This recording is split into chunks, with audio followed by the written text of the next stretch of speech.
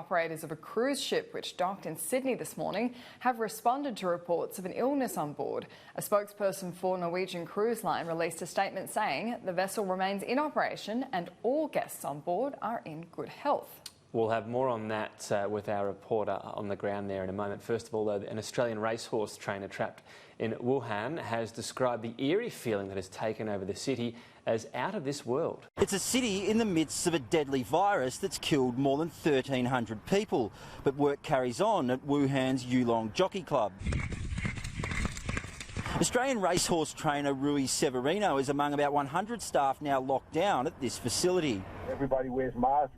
We're still working our horses. We're still ticking over our horses, and yeah, we are. Of course, we are worried. Mr. Severino says locals had hoped authorities were getting on top of the outbreak, but those hopes were dashed with Thursday's news of a record 242 deaths on the Chinese mainland. Today is actually a bit of a turnaround, but there's a reason for it, and a turnaround for the negative. You know, like the numbers, the official numbers that they've released this morning are very scary. He says the increase in reported cases might be due to a massive increase in screening that began last week. They've been screening every single person that lives in Wuhan and in the province of Hubei.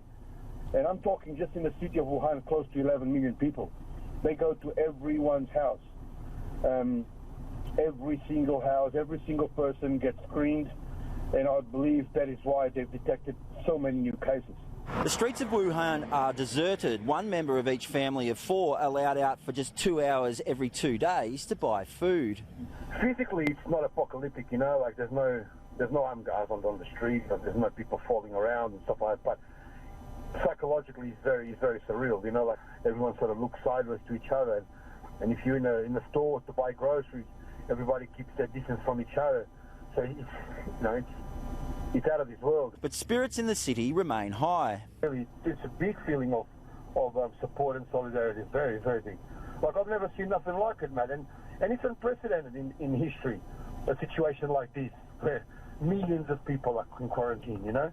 Right now, Rui Severino could be back here in his hometown of Darwin, where more than 250 Australians are in quarantine after being evacuated from Wuhan on Sunday. But he says he turned down offers from the Australian Embassy to return home, saying he wanted to stay with his horses and his team.